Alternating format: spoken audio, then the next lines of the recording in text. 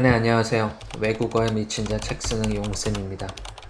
간혹 다른 채널에서 방사선사에 관련된 질문들을 보게 되는데, 질문의 내용을 보았을 때 그 고민의 깊이가 보이고 간단히 예, 아니오로 답하기에는 예의가 아니라는 생각이 들어서 이렇게 영상을 만들어 봤습니다. 그리고 전 지금부터 여러분이 방사선사를 해서는 안 되는 이유들에 대해서 설명을 드릴 거예요. 저는 졸업 당시 학점은 평범했지만 RI나 어학 점수, 어, 기타 자격증으로 그래도 이력서를 꽤나 채워서 대학병원 입사에 준비를 했어요. 하지만 결국 실패했죠. SRI는 엄두도 못 냈었고, 그래서 저는 발빠르게 초음파사로 전형을 했습니다. 그렇지만 남자에게, 그것도 신입에게 초음파 파트를 맡기는 곳은 그냥 거의 없다고 보시면 돼요. 그렇기 때문에 현재 초음파사들이 방사선사와 스스로를 분리하거나 병원 구인 강구에서 초음파 교육을 빌미로 온갖 잡일을 부리는 경향들이 생겨난 것입니다.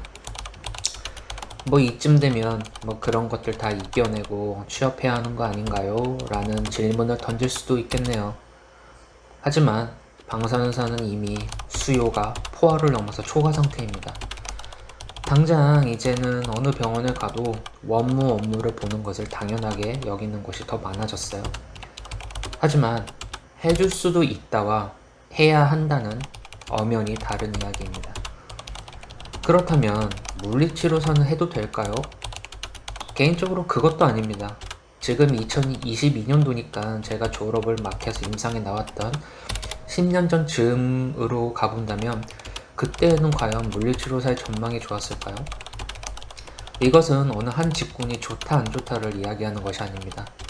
당연 환자에 대한 직접적인 치료를 비롯해서 그에 관련한 분야로의 진출을 애초에 꿈꾸고 있었다면 이야기가 좀 달라지겠지만 지금으로부터 10년 전의 의료시장의 대세는 정형외과나 신경외과였어요.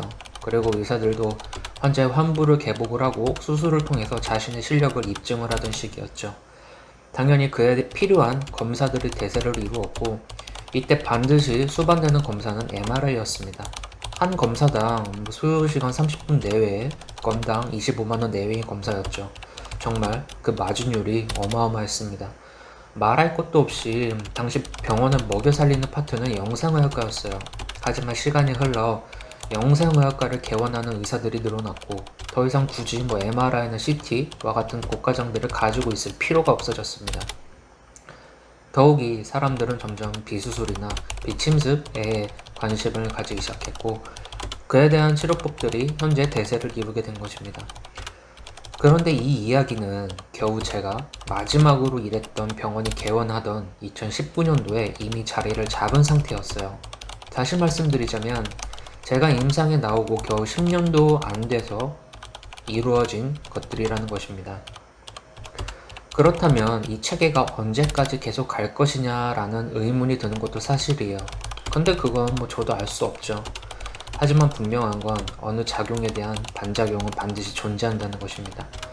실제로 임상에서는 도수나 교정치료가 필요하지도 않은 환자에게 치료를 진행하면서 그 데이터 정보를 수정해서 마치 효과가 있는 것처럼 속이는 만행이 벌어지고 있어요.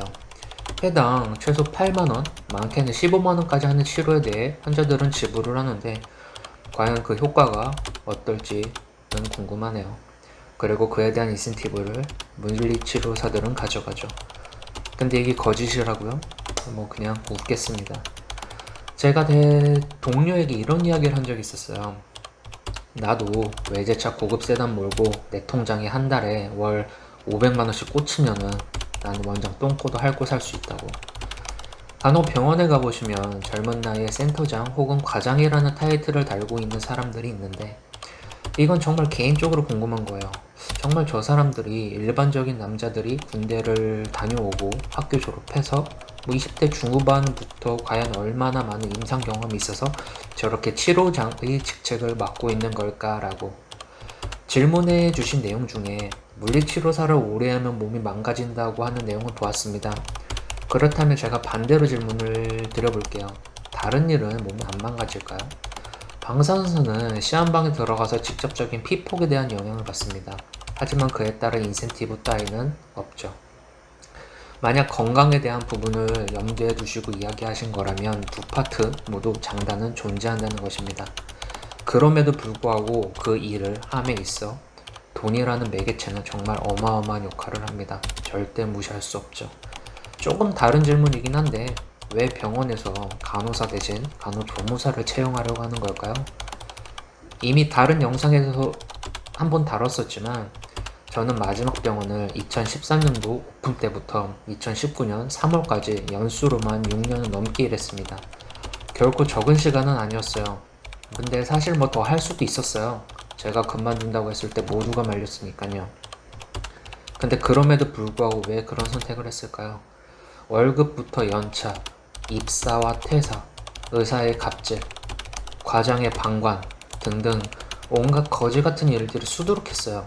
하지만 그걸 버티면서 제가 할 수 있었던 이유는 함께하는 동료들이었습니다. 마지막 제가 퇴사를 하기 전 저는 원장에게 이렇게 이야기했었어요. 이대로 가면 병원 1년 안에 망할 거라고. 원장은 저를 무슨 열등감에 가득 찬 인간 취급을 하더라고요. 하지만 그렇게 제가 퇴사를 하고 6개월 만에 전 직원 퇴사. 그리고 그 원장은 병원을 양도하고 현재 다른 병원에서 페이닥터를 하고 있습니다. 근데 과연 이것이 이 병원만의 문제일까요? 당장 전방역 카페 익명 게시판 가봐도 그 문제들을 쉽게 알 수 있어요. 그리고 불과 얼마 전에는 네이버의 한 방사선의 카페에서는 카페지기가 의사들의 뿌락지 역할을 했다라는 것이 문제가 된 적이 있었죠. 심지어는 방사선사에 대해 알지도 못하는 인병 유튜버라든가 무슨 보건원인간 이상한 유튜버들이 컨텐츠를 한답시고 영상을 업로드해서 문제가 되었던 경우들도 있었습니다. 뭐 취지야 뭐 좋은 정보 공유겠지만 조금만 더 깊이 들어가 생각해 본다면 방사선사를 얼마나 걔 병신으로 본 걸까요? 병원 이 바닥 진짜 존나 더럽습니다. 진짜 욕 나올 정도로 더러워요. 여름에 에어컨 나오고 겨울에 히터 나온 곳에서 일하니까 뭐 좋다라고 생각할 수도 있겠죠. 하지만 그것은 이유 중에 하나일 뿐이지 결국 단점이 늘어서 장점보다 많아진다면 그것을 해야 할 명분은 더 이상 없다고 생각을 해요. 그렇다면 대체 방사선사로서 취업 준비를 어떻게 하는 걸까요? 제가 너무 과거 이야기만 해서 자칫 라떼는 꼰대처럼 비춰질 것이 아쉽기는 한데 마지막 결론을 내기 위해서는 어쩔 수 없는 것 같습니다. 과거에는 영어 하나만 잘해도 별 문제가 없었던 시절이 있었어요. 하지만 시간이 흘러서 다국어 능력자들이 늘기 시작했죠. 그리고 그것은 현재 점점 평준화가 되었고요. 무슨 말이냐면 이미 사람들이 하고 있는 거라면 그것도 해야 한다는 것입니다. 그것만 하는 것이 아니라 그것도 뭐 당연히 갈수록 힘들어지겠죠. 하지만 어쩔 수 없어요. 그렇지만 만약 포기 혹은 합리화라는 부분을 늘린다면 굳이 다 할 필요는 없다고 생각합니다. 그리고 그것은 이제 본인의 선택이 되겠죠. 저는 중간 병원 일 외에 장사를 했던 적이 있어요. 뭐 분명 돈도 어느 정도 벌었었지만 시간이 흐르면 결국 또이또이해요.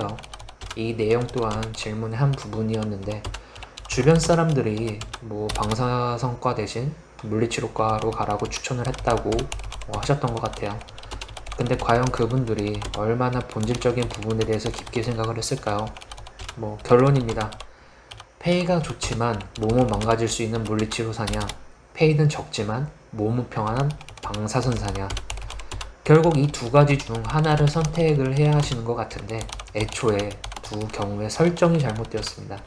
페이가 좋을 수도 있고 몸이 망가질 수도 있는 물리치료사냐, 페이가 적을 수도 있고 몸이 편할 수도 있는 방사선사냐. 뭐 둘 중에 하나라면 뭐 저는 물리치료사입니다. 이유는 제가 직접 방사선사로서 취업을 준비하고 공부하면서 느낀 것들은 진짜 여기는 인간이 발을 들여놓을 것이 아니다 라는 것이었습니다. 그리고 상대적으로 물리치료사 파트에 대해서는 아는 정보가 너무 없어요. 하지만 돈 때문에 가신다고 한다면 저는 반대입니다. 모두가 그렇다고 해서 나도 모두가 될 수 있는 것은 아니기 때문이죠. 근데 가장 중요한 것은 이제 겨우 20대 중반의 나이에서 5년 뒤를 생각하시는 그 모습이 정말 멋있다는 것입니다. 비록 지금의 선택이 5년 뒤에 후회로 바뀔 수도 있어요.